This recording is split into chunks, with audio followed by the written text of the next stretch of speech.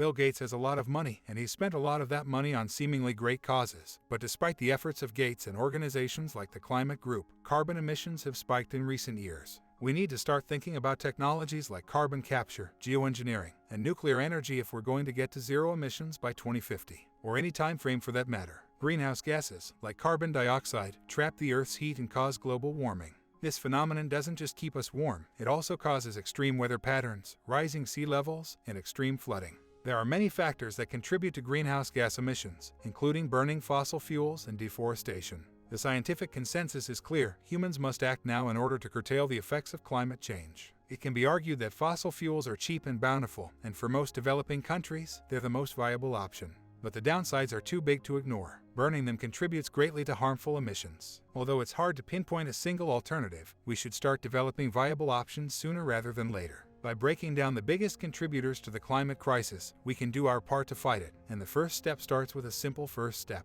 When looking at the 5 categories that are leading to this problem, we find that making things account for 31% of our total emissions. By fighting against making things, we can combat global climate change. You can do your bit to curb climate change by reducing your carbon footprint.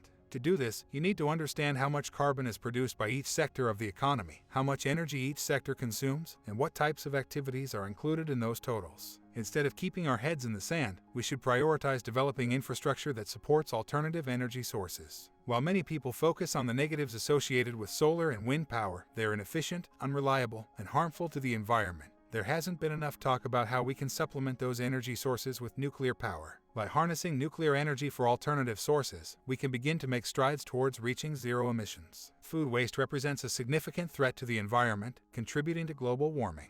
The introduction of synthetic fertilizers in the 60 seconds and 70 seconds was revolutionary for farming. But studies have shown that fertilizer production causes 20% of food-related emissions through ammonia. This is produced through the burning of natural gas, which is almost entirely composed of methane. The future of food depends on our actions today. But it's also the responsibility of governments, especially those in meat-producing countries, to offer incentives for farmers to adopt sustainable practices and land management. We as consumers can do our part by eating less meat, wasting less food, and supporting businesses that employ clean practices.